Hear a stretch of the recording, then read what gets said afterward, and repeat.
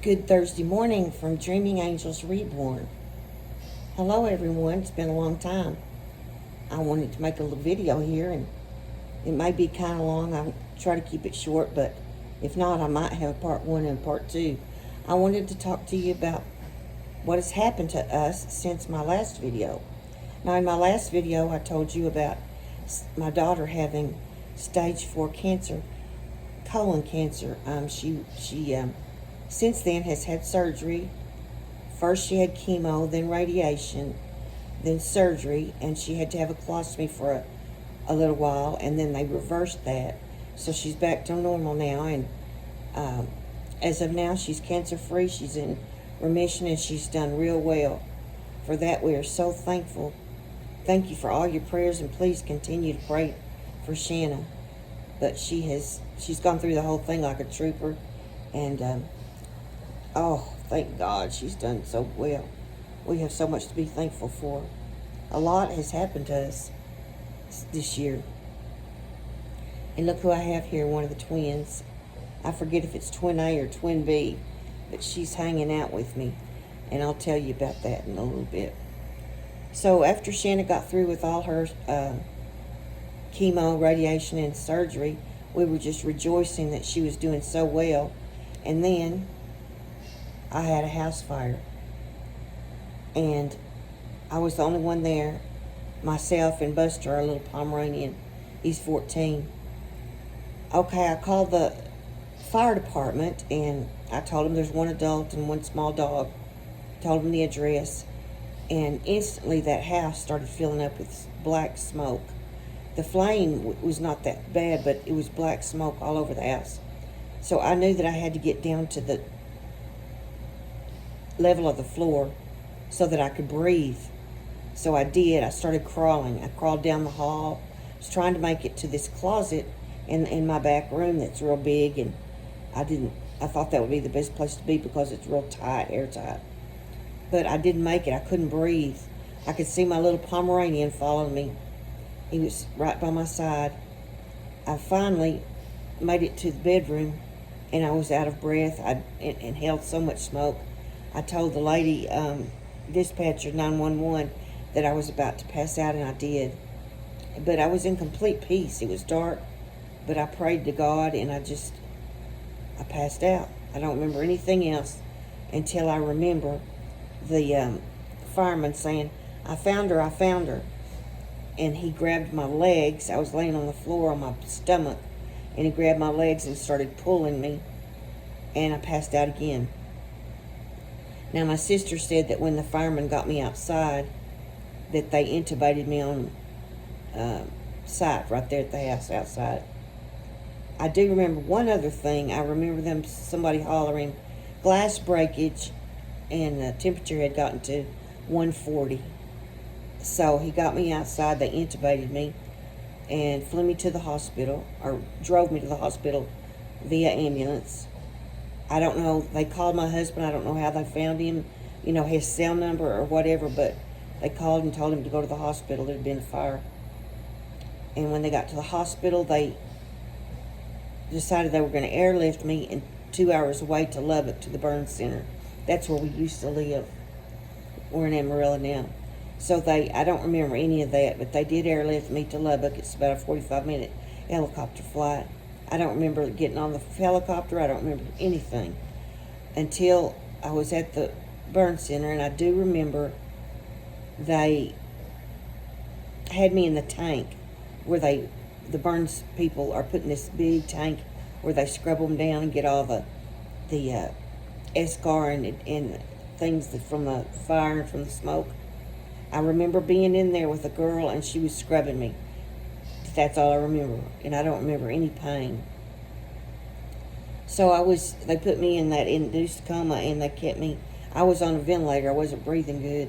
So they kept me on that ventilator for, I guess, almost 10 days, and they tried to get me off the ventilator, and when they did, it didn't work. I don't know. My husband doesn't remember why it didn't work.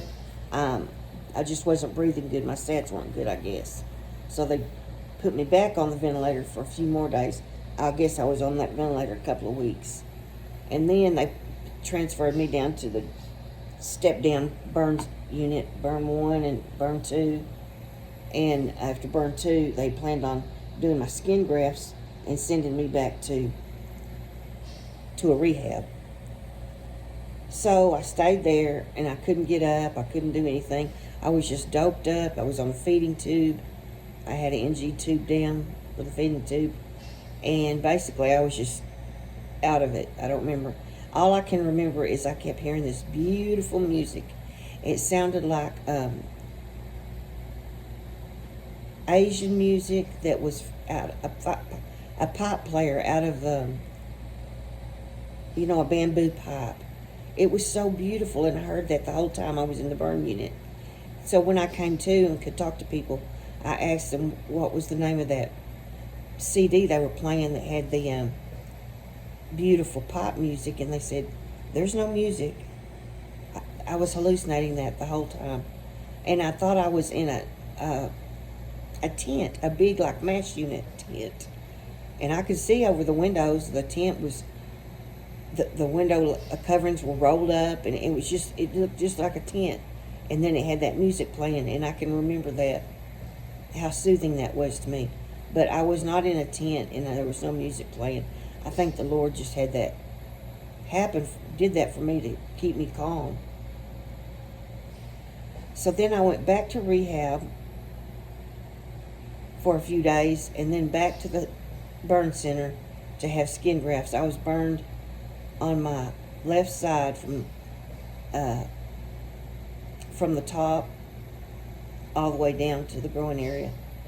So they had to graft, and they took the skin graft from about midway on my left thigh, between my knee and my hip, about midway across, and then all the way around, and then it's about 12 inches long. And that's where they grafted. So they grafted that, and then for several days you don't touch that graft. They don't change dressings or anything because they want it to take. And then they have what they call uncovering, or I think is what they call it. And when they did, they were very pleased to find out that the graft had taken. So after that, it was 8 days more in the hospital. It was back to the rehab where I would have to shower every morning, really scrub that area. And boy, did that hurt. I couldn't do it. It hurt too bad. I would scream and holler. It hurt so bad.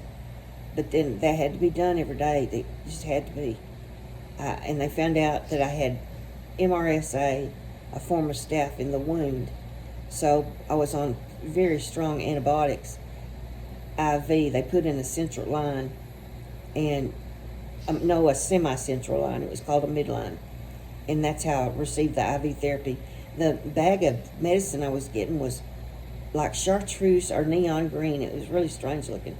I was getting that, several different antibiotics, and then my stomach became very, very, very bad. I couldn't eat. I was throwing up all the time. I would have a bag in one hand and be dry heaving and having to do therapy at the same time, be climbing stairs or whatever. It was a very, very bad time for me. And, I never have to go through anything like that again. So I stayed, I guess I was in the burn unit and then in rehab for a little over 2 months. Finally, we got back to the hotel. The insurance company has put us in a hotel until our house gets finished. They had to gut the house and put new heater unit, new insulation, new walls. They're doing all that, new flooring. And they will be through, I think, by the end of September. So we've been in a hotel all this time. Several different ones we've changed here and there. When I got to the hotel, I'd been out of the hospital 4 or 5 days, and I got bit by a spider. I got bit on this finger, ring finger. You can kind of tell that my palm this was all red. My whole hand was swollen so much. I mean, it was huge.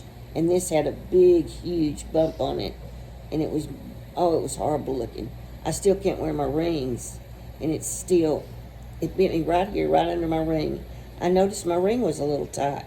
So I took it off, and then I saw a little brown spot Well, that brown spot grew and grew and grew until it was a huge, gigantic brown spot that was draining, and then my whole hand swelled up right to my wrist. All this hand was completely like a monster hand. So they took me to surgery, and they split this open. It was just a big split right there. It's just healed in the last few days. It was a big split right there. And then they split this, where the spider was, split this open, so all that could drain. He said if I'd waited one more day, I might have lost my hand. Oh my goodness, I didn't see what bit me. We have never seen any spiders or bugs in that hotel room, but we never went back there. We came to a different hotel because I just had a bad feeling. Someone said that spiders are bad this year, but you talk about an experience. Oh my. So I've been put to sleep 3 times within 3 months, 4 times. And my head is not really clear from all the medicine and all. I'm still not real clear-headed. But finally, when I got bit by that spider, I called the doctors. It was a doctor online, doctor on demand, and showed her, and she sent out some antibiotics. We picked them up, and I had 2 of them, and my son-in-law, who's a nurse, came to see me. He said, "You've got to go have that seen about." I said, "Well, I'm on antibiotics. Can I wait?" And he said, "No." He just insisted. He was real kind about it, but he said I needed to go. So we went that night to a little clinic, emergency clinic, and they called the ambulance and took me straight to the ER. And that's where I was admitted, and the next morning I had surgery. Oh my goodness. All right, this is part 1, and I'm going to make a part 2. So I will end this one here, and I'll be back in just a minute.